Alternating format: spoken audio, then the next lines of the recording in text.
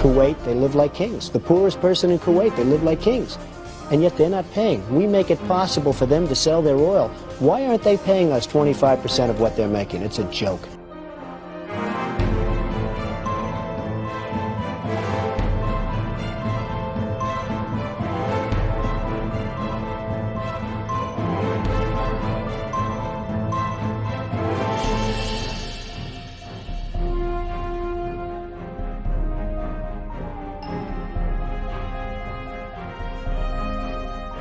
Why didn't we say, we want 50% of your oil forever, or we're not letting you go back in?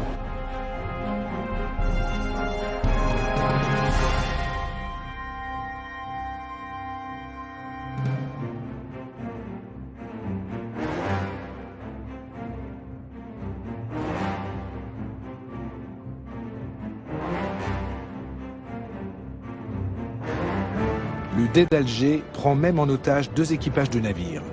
Ils réclament 60 000 $ pour leur libération ou menacent d'en faire des esclaves.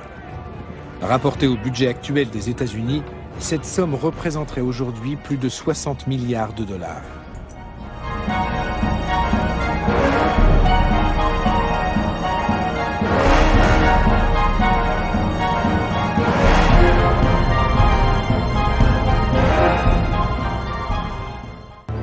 Nous les avons achetés. L'Amérique a conclu avec Alger un traité de paix. Un tribut de plusieurs millions de dollars qu'on leur verse, chaque année. Une somme de l'ordre de 20% des recettes de l'État. Il y a longtemps qu'on aurait dû investir cet argent dans des forces de frappe militaires puissantes. C'est bien vrai, ça. 20%, rendez-vous compte.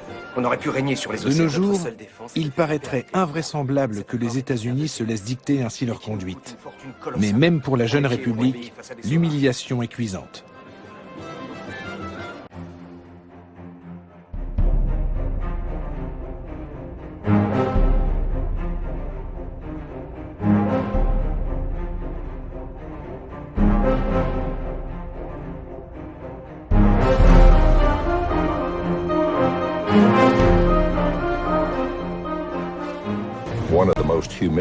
En 1795, les États-Unis ont connu un épisode particulièrement humiliant. Le Dey Hassan, le régent d'Alger, a exigé que les Américains lui construisent un navire au lieu de lui verser un tribut en espèces sonnantes et trébuchantes. Il devait livrer à Alger une frégate d'une 40aine de canons doublés de cuivre. Le président George Washington a écrit qu'il en avait été extrêmement mortifié. Mais les États-Unis étaient faibles à cette époque, et le président a jugé que son pays n'avait pas d'autre choix que de s'exécuter.